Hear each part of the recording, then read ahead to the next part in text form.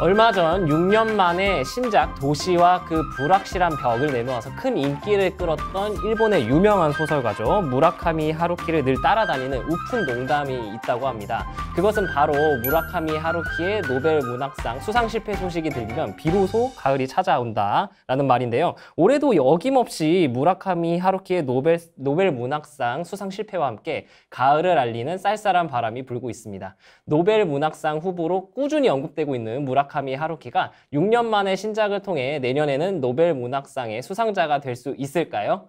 안녕하세요. 저는 요즘 것이 궁금한 과학 뉴스 요즘 과학의 진행을 맡은 요즘것 강주환입니다. 쌀쌀한 바람과 함께 올해도 어김없이 돌아온 노벨상의 시즌. 올해도 요즘 과학에서는 노벨상 특집으로 노벨 생리의학상, 노벨 물리학상, 노벨 화학상 순서로 매주 과학관 유튜브에 업로드를 할 예정인데요. 많은 관심 부탁드리도록 하겠고요. 오늘은 그 스타트를 끊어줄 노벨 생리의학상 시간입니다. 올해 노벨 생리의학상은 mRNA 백신 개발에 기여한 커털린 커리코 바이오엔텍 부사장과 드루 와이즈먼 펜실베니아 의대 교수가 수상을 했다고 하는데요. 오늘 노벨 생리의학상이 어떤 연구를 한 분들이 수상을 한 건지 쉽게 풀어주실 오늘의 전문가분은요. 한국생명공학연구원의 핵산치료제 연구센터 차현주 박사님입니다. 박사님, 안녕하세요. 네, 안녕하세요. 저는 차현주입니다. 네, 박사님을 정말 어렵게 모셨는데 아마 요즘 과학 애청자분들이라면 뭐 이제 첫 질문이 뭔지 다 아실 것 같아요. 시청자분들께 박사님이 어떤 연구를 하고 계신지 소개를 부탁드리도록 하겠습니다. 네, 사람은 물론 모든 생명체는 유전 정보를 가지고 있어요. 이 정보를 저장하고 전달하는 핵심 성분이 바로 핵산입니다. 네.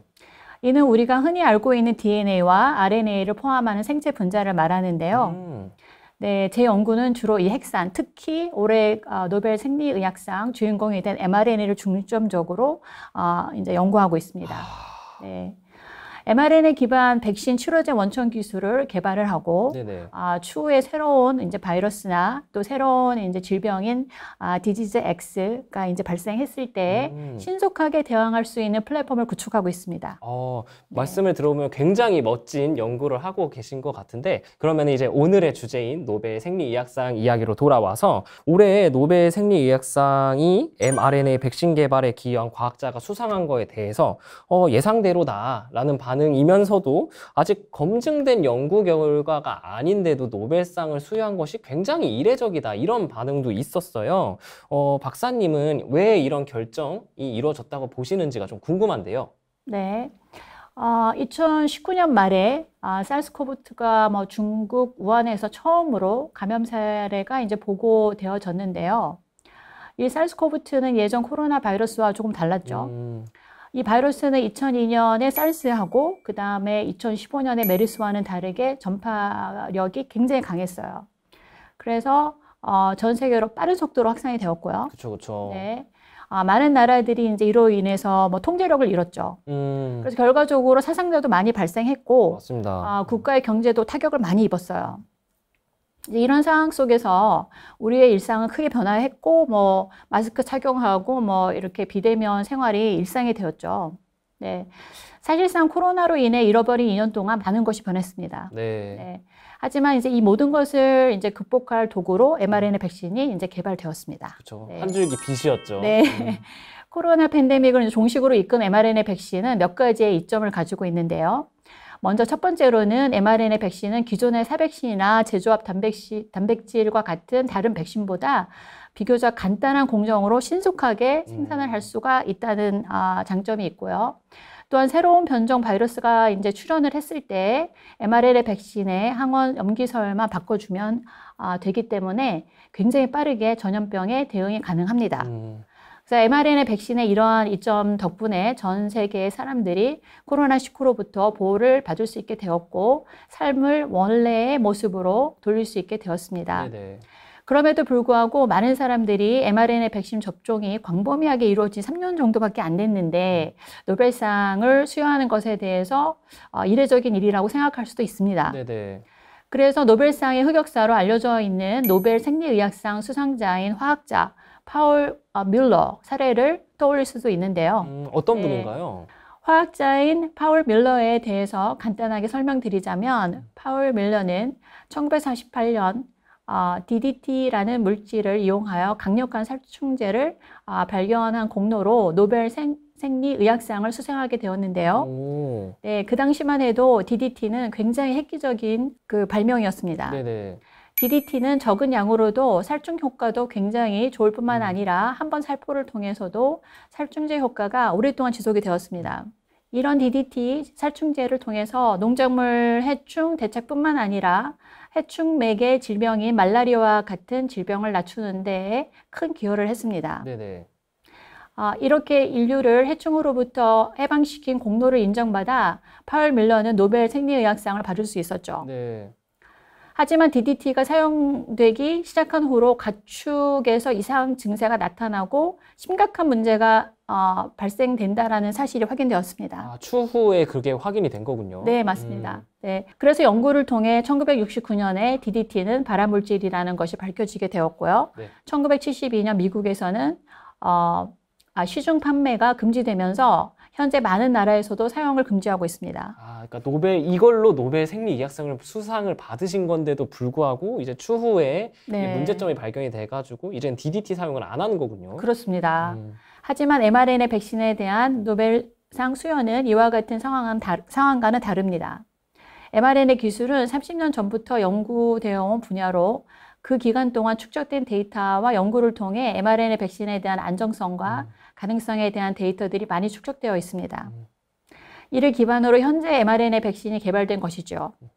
그리고 mRNA 백신 기술은 코로나19에만 국한이 되어 있는 것이 아닙니다. 네네. 이 기술은 앞으로 다양한 감염병이나 다른 질병에도 적용이 될 수 있으므로 그 잠재력을 인정받았다고 생각합니다.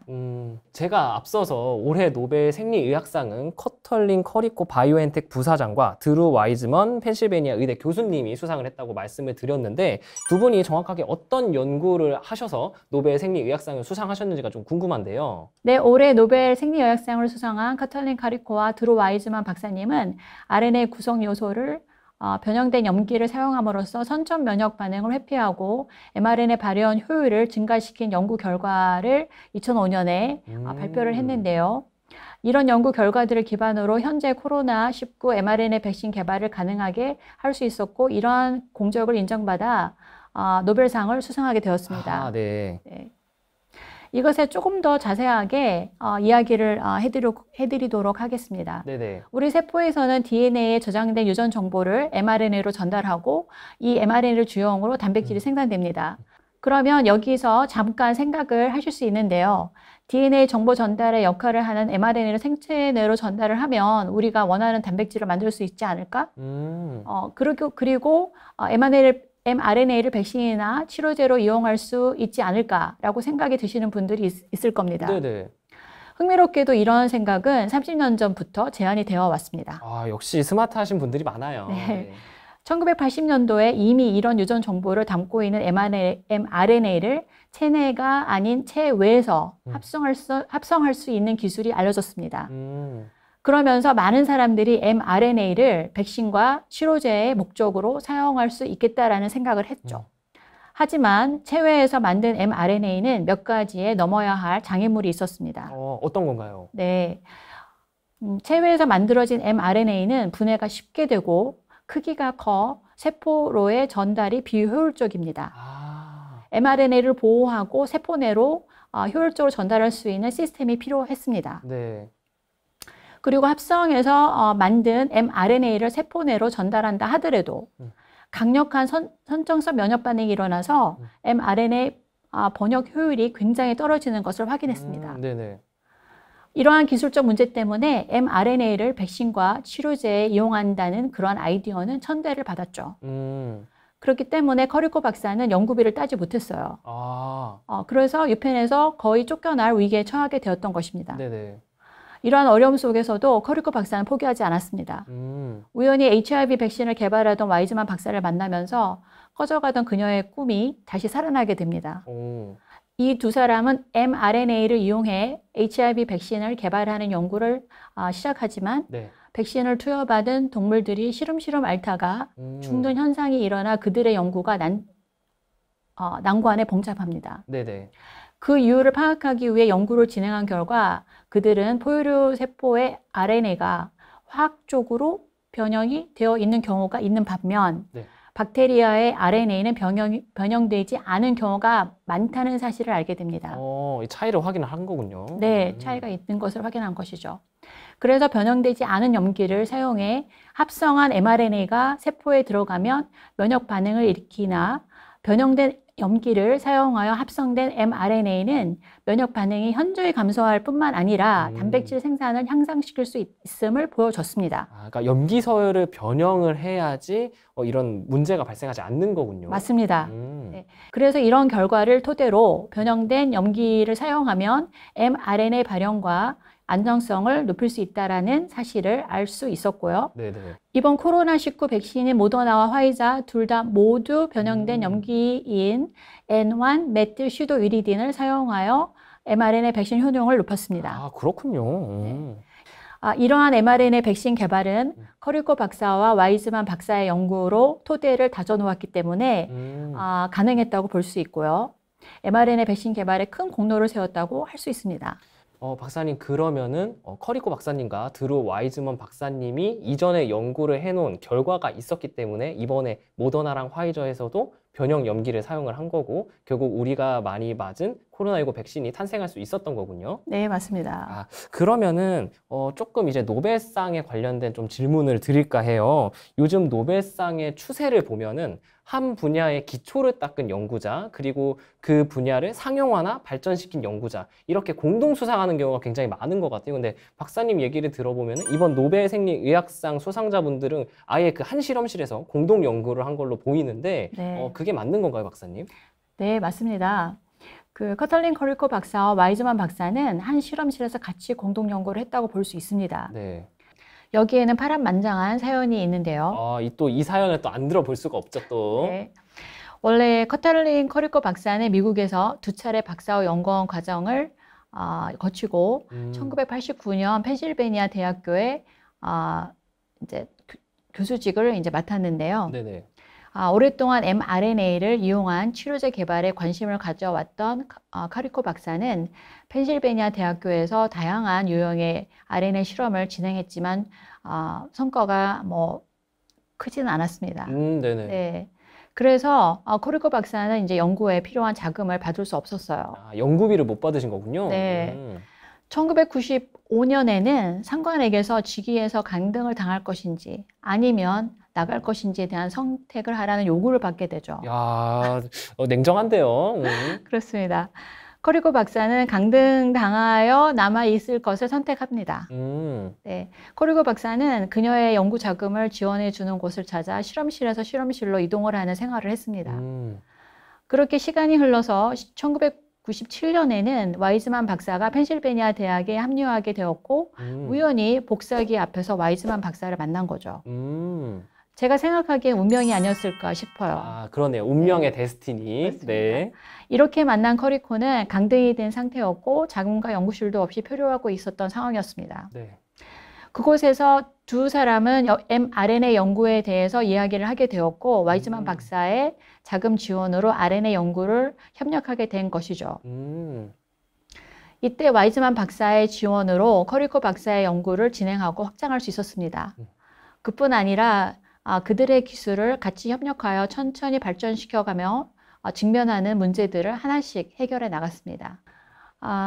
이런 노력과 연구의 결실로 mRNA에 의한 면역과 염증 반응이 mRNA를 구성하는 변형되지 않은 염기 또는 변형된 염기에 따라서 달라질 수 있고 또 이것에 의해서 mRNA 효능이 차이 날 수가 있다는 획기적인 발견을 할 수 있었습니다.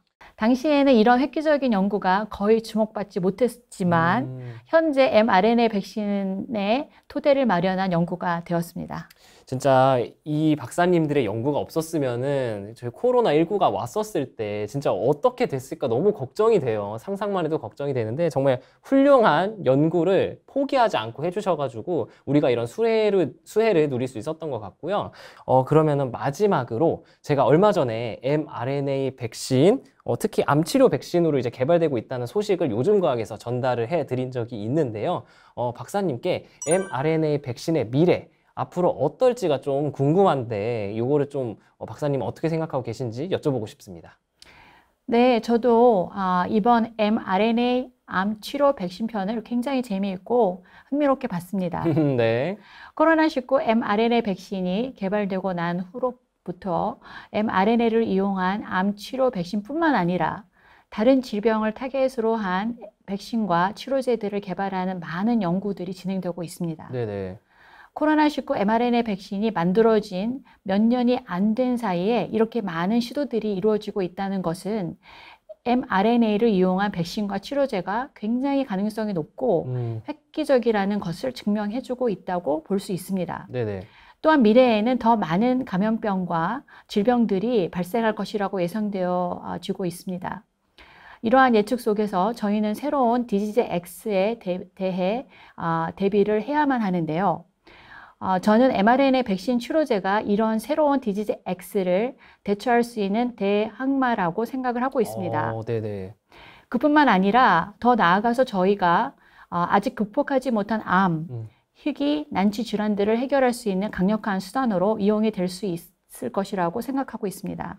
박사님의 얘기를 듣다 보니까 mRNA의 백신의 미래 굉장히 밝은 것 같고, 제가 어떤 신문 기사를 읽었던 게 기억이 나는데, 앞으로 전염병이 발생하는 속도가 더욱더 빨라질 것이다라고 예측하는 신문 기사를 한번 읽은 적이 있어요. 아마 이런 게 현실이 된다 그러면은 mRNA 백신이 인류가 갖춘 굉장히 강력한 질병의 대항마라고 표현해 주셨는데, 대항마가 될 거라고 보여집니다. 오늘 박사님께서 참 많은 이야기를 들려주셨는데 그 중에서도 커리코 박사님의 인생 이야기가 저한테 가장 와닿는 것 같아요. 마치 한 편의 드라마 같다고 해도 과언이 아닌 것 같은데요. 헝가리 빈민가 출신인 커리코 박사님은 의사가 주류인 펜실베니아 의대에서 비주류 취급을 받으며 mRNA 연구를 했고 연구원으로 강등되고 연봉 삭감이 되면서까지 mRNA 연구를 놓지 않으셨다고 합니다. 도서관 복사기 앞에서 운명처럼 만난 와이즈먼 박사님과 연구 파트너가 되어 공동 연구를 진행한 끝에 mRNA의 면역 반응 회피 원리를 개발하고 마침내 mRNA 백신의 어머니가 되어 인류를 구했습니다. 커리코 박사님의 꺾이지 않는 마음도 칭찬받아 마땅하지만 그녀가 신념을 지킬 수 있도록 곁을 지킨 가족들이 mRNA 백신의 큰 어머니쯤이 되지 않을까 싶습니다. 올해 노벨 생리의학상을 요점만 콕콕 잘 설명해 주신 차현주 박사님께 감사의 말씀 드리고요. 오늘 저희가 준비한 뉴스는 여기까지입니다. 다음 주 노벨 물리학상 시간을 준비했으니까요. 다음 주도 많은 기대 부탁드립니다. 그럼 다음 주에 찾아올게요. 그럼 안녕.